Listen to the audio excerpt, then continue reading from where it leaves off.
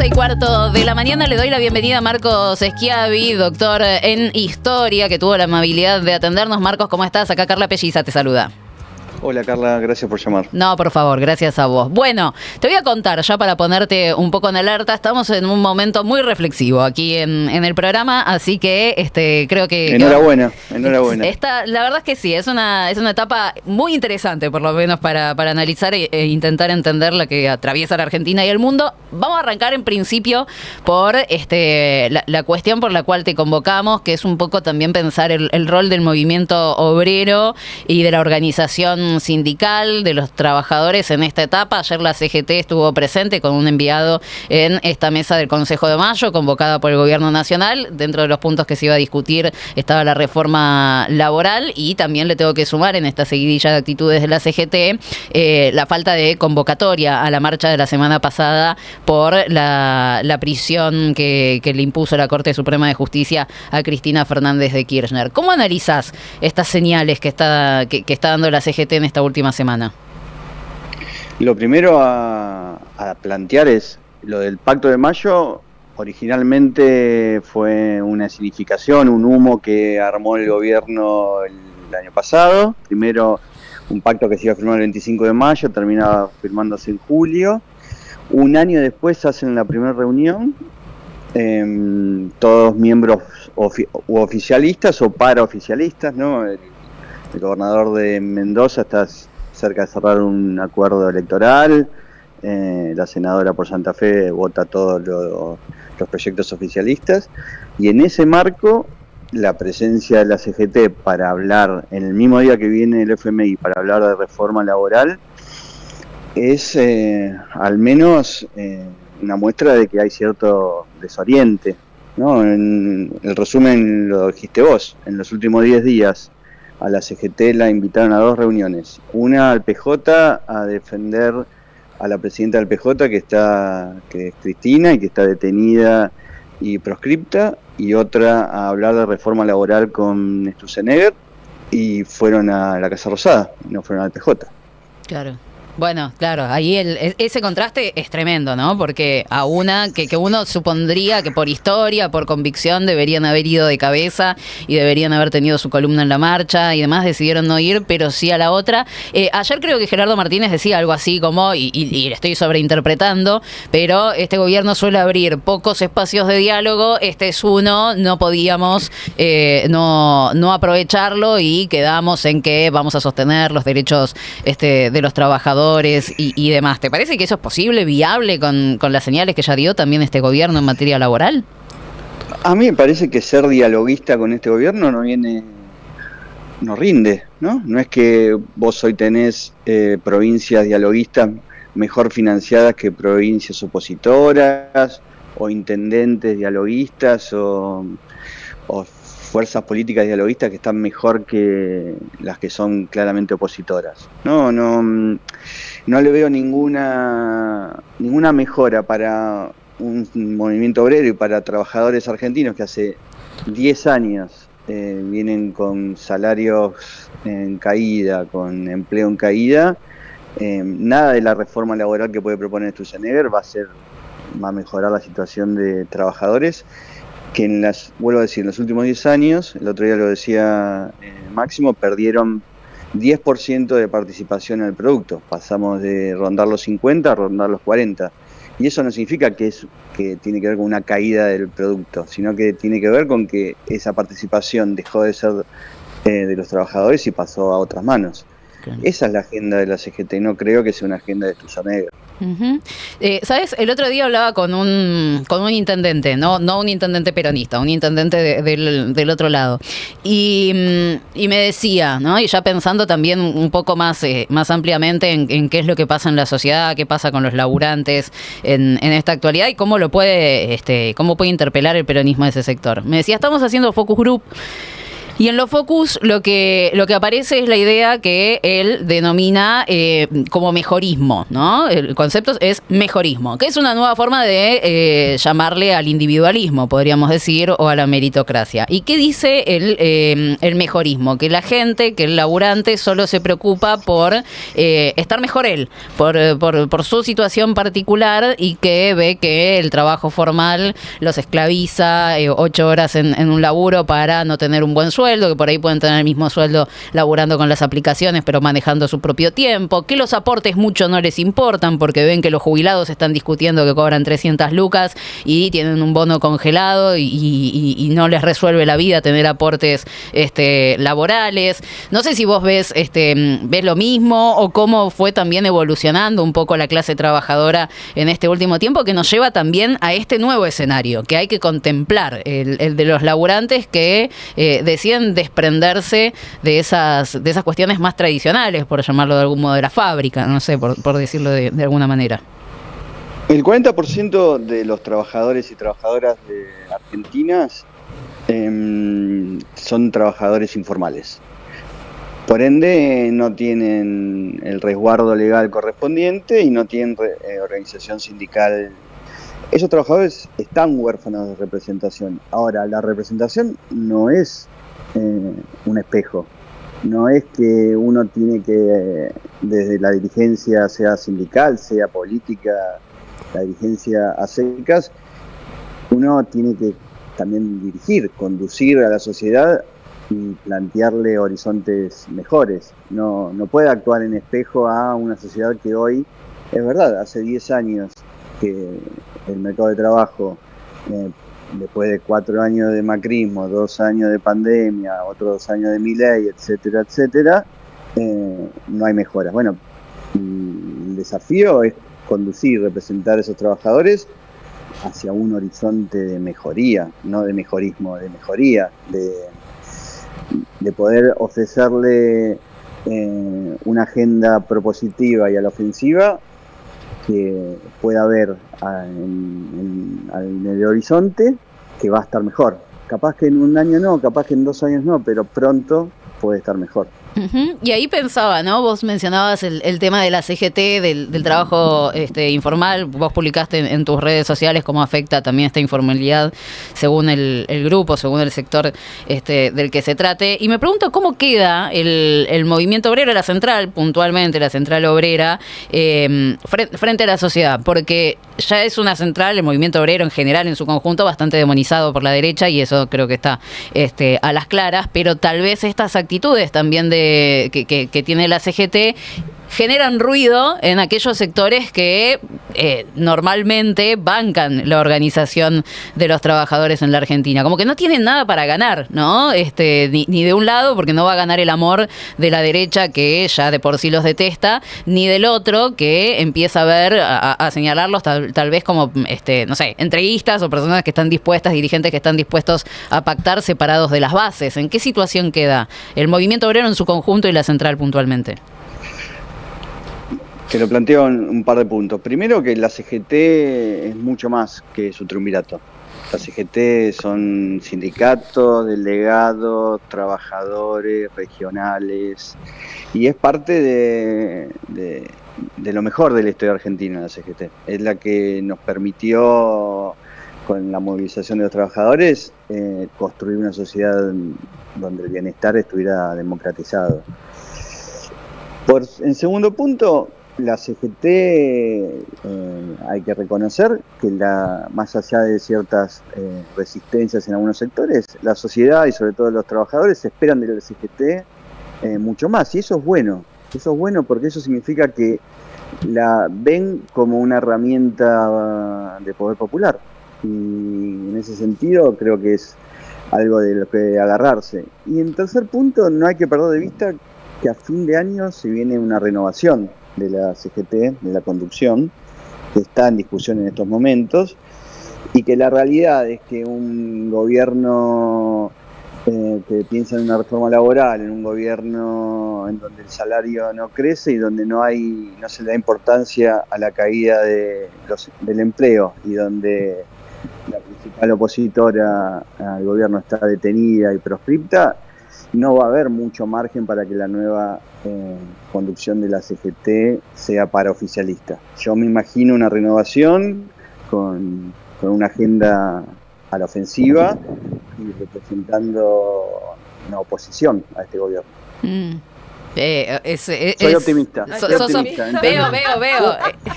Así como ustedes estaban, yo soy optimista. Bien, bien. Ser optimista. A mí me encanta. Está muy bien. Escuchar gente optimista. ¿En qué se alimenta ese optimismo? Más allá de esto, ¿no? De que Cristina está proscripta.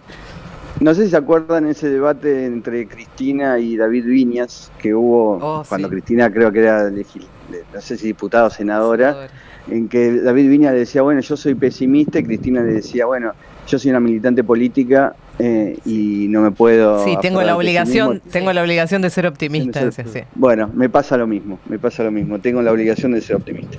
Claro. Bueno, hace rato que se... a ver, de hecho esta CGT, yo me acuerdo que la he defendido mucho en el principio del gobierno de Javier Milei, es una CGT que le hizo 2 paros generales en los primeros 6 meses de gobierno a la gestión de Milei, movilizaciones impresionantes, bueno, los conflictos sectoriales también que estaban en el medio, después como que se durmió un poco y vemos tal vez a las patas más combativas que en su momento también con la época de Macri decidieron abrirse un poco, ahora otros que también decidieron salir por no compartir lo que planteaba la CGT. O sea, vos estás viendo que ahora ya el tiempo demanda otra cosa, que era un poco lo que se venía exigiendo en estos últimos años y que tanto las bases como la conducción lo están viendo, que ahí debería haber alguien que no se siente más en la Casa Rosada a discutir una reforma laboral.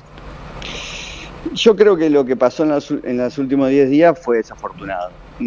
Eso no desanda todo el camino y la historia del movimiento obrero y la CGT. Y yo creo, de vuelta, no le veo margen para que... Ni margen ni vinculación posible con el gobierno para que la CGT post renovación de fin de año se vuelva sentada en la Casa Rosada a negociar una reforma laboral. Ok, y ahí te vinculo con algo que dijiste al principio, que es que no rinde ser dialoguista con este gobierno, ¿no? Y Cristina lo había manifestado también en alguna de las últimas veces que habló, que, bueno, aquellos dirigentes, gobernadores que le dieron votos, siguen sin recibir los fondos que le corresponden a sus provincias, y es un poco un tema que veníamos charlando también hace un rato acá, ¿no? ¿Cuál es la demanda que le está... no sé, de este momento histórico a la dirigencia política, y se habla mucho de la necesidad de radicalizar, ¿no? El discurso. Y yo les contaba a los chicos, estoy leyendo un libro que está muy interesante, que es No pienses en un elefante, y que te muestra, bueno, un poco los marcos conceptuales de la derecha y cómo nos dominan con la cuestión del discurso muchas veces, y que la derecha en general no se suele tirar a la izquierda para ganar discursivamente para ganar una elección, pero que sí el progresismo a veces intenta ir hacia el centro y por lo tanto se derechiza un poco para ser competitivos en las elecciones, y que tal vez esa no sea la respuesta, ¿no? Que la respuesta sea, bueno, si ellos no se van a la izquierda, ¿por qué nosotros nos vamos a ir a la derecha? Hay que radicalizar un poco ese discurso y las propuestas. ¿Vos ves que algo similar? Porque entiendo que es también un poco lo que planteas con el tema de la CGT. El desafío para mí de cara a lo que se viene, al porvenir de nuestra patria, es cómo hacer para que nosotros recuperemos un pueblo que viva bien, que coma 4 veces al día, que tenga una vivienda, que pueda soñar con irse de vacaciones, que tenga servicios básicos universales, o sea, que tenga salud y educación, no importa si estás en Jujuy, Río Negro o en Quilmes. Y ese debería ser el horizonte. ¿Eso significa radicalizarse? No sé, tal vez sí, tal vez no. Depende, también siempre uno se radicaliza o deja de radicalizarse en espejo o en relación a las otras fuerzas políticas. Si las otras fuerzas políticas, básicamente lo que le van a ofrecer a la población es o que gobierne el FMI o que gobierna el FMI, y bueno, tal vez terminemos necesariamente radicalizándonos, no porque nosotros querramos, sino porque la pantalla se corrió mucho a la derecha. Claro. Sí, yo pensaba, Gaby te saluda, ¿cómo estás, Marcos? Hola, Gaby. Pensaba que justamente da la sensación de que se perdió en este último tiempo, y me parece que todo esto que estamos viviendo ahora es consecuencia un poco de eso. Sobre todo en los últimos años, esta idea, este objetivo, digamos, primario de la política, que es la transformación de la vida de la gente, ¿no? Cuando la gente siente que no se le transforma la vida, digamos, que no se le mejora la vida, la transformación como algo positivo, claramente, ya ahí va perdiendo sentido todo, ¿no? Entonces, también hay una necesidad tanto de la dirigencia política como de la dirigencia sindical, y no sé si coincidís con esto, en volver a eso, digamos, volver a tener, digamos, como objetivo central eso, la transformación de la vida de las personas. Uno de los hechos más importantes de lo que va del año en términos electorales es que la gente dejó de ir a votar. Y dejó de ir a votar básicamente porque piensa que nada, que su voto no vale, claro, que no va a servir, su voto no transforma. Y eso me parece que hay que recuperarlo en base a un planteo general. Nosotros, cuando un gobierno asume con el voto popular, no hay excusas no debería haber excusas en realidad, vos elegiste una parte y la otra parte hay que negociarla en una mesa redonda como si fuéramos iguales con cámaras empresarias nacionales e internacionales. ¿Por qué no? Porque el que está sentado en la Casa Rosada tiene decenas, 10 millones de votos, 11 millones de votos, depende cómo le fue en la elección. Esos 10, 11 millones de votos no pueden valer lo mismo que 10 cámaras empresarias. Ese es el norte. ¿Es un norte radicalizado? Yo no lo veo. Simplemente es volver a cuestiones básicas de soberanía política. Sí, es una charla interesante, y además te devuelve también un poco la esperanza en la sociedad, ¿no? Que la sociedad lo que quiere es eso, es vivir mejor, y es un poco lo que mostrábamos al principio. La sociedad sigue creyendo que el sistema democrático es recontra importante, aunque tal vez no perciban que la Argentina se esté manejando con esas reglas.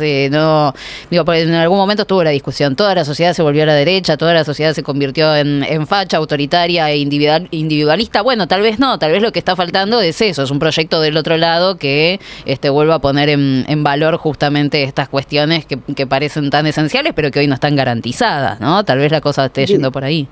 Que si vas a votar una expresión popular, tengo una traducción con un gobierno popular. No, claro. Las cosas son más simples de lo que lo armamos los que nos dedicamos a las ciencias sociales. Sí, lo que pasa es que también después tenés alrededor fuerzas que te van, digamos, que te van presionando hacia otro lugar. Yo, digamos, por ejemplo, eso no significa... Sí, perdón. No, te decía, por ejemplo, yo escuchaba el otro día la nota que le había hecho Tenenbaum, Reinaldo y Berkovich a Máximo, ¿no? A Máximo Kirchner. Que me pareció una nota interesante, pero en un momento el planteo fue de Tenenbaum diciendo, digamos, que no es, digamos, de los periodistas que en este último tiempo estén, digamos, más asociados con la derecha, si bien, digamos, sabemos más o menos cuál es el pensamiento. Esta idea de, no, porque yo tengo la impresión de que ustedes vuelven al poder y el dólar se va a la mierda, porque ustedes no pueden sentarse a negociar, digamos, con esas fuerzas, esos poderes económicos reales, esto que decías vos, ¿no? Sentarse en una mesa redonda y tener que negociar con esta gente. Entonces, como ustedes se van a radicalizar, básicamente, no lo dijo con estos términos, pero digamos, más o menos era eso, se va a ir toda la mierda. Entonces, imagínate que un comunicador, digamos, como digamos, de la talla de Tenenbaum diciendo eso, digo, ¿qué queda para el resto, no? ¿Qué queda para todo lo que estamos escuchando ahora, digamos, esta élite de comunicadores que están haciendo todo lo posible para que todo se vaya a la mierda? Perdón que lo diga así. Sí, pero a ver, yo lo que veo en ese punto es Ernesto, yo a veces lo escucho a la mañana. Fue parte de un dispositivo en donde la oferta electoral era básicamente lo más parecido a lo que era Larreta en su momento. Sí. Y hay que reconocer un punto, que es que en esa mega interna de la derecha, que fue la elección del 23, en donde estaba Schiaretti, Bullrich, Larreta y Milei, los votantes de la derecha eligieron la versión más radicalizada. Entonces, yo no creo que la salida a lo que va a dejar el mileísmo, que va a ser un sector productivo desmantelado, mucha más gente pobre y un Estado vacío, sea con un mileísmo sensible. No lo veo. No, me parece que va a ser ineficaz. Ese es el punto central. Entonces, necesariamente, cualquier renovación de nuestro lado tiene que ser una renovación que plantee un gobierno más fuerte, no un gobierno más débil. Totalmente. Marcos, te agradecemos mucho por estos minutos y por haberte sumado al tren de la reflexión que estamos manejando acá. Un gusto, muchas gracias. Un abrazo grande. Marcos Schiavi, él es doctor en historia, fue director nacional electoral, y bueno, charlando con nosotros me parece interesante siempre intentar comprender qué es lo que está pasando con la sociedad, porque a partir de ahí se van a construir obviamente las propuestas que vengan, ¿no? Para intentar canalizar las demandas y necesidades del pueblo argentino. Falta poquito para las 12 del mediodía, así que vayan a nuestro canal de YouTube a votar la burrada del día, que es lo que estamos eligiendo en esta mañana, como siempre, aquí en FMR 107.3.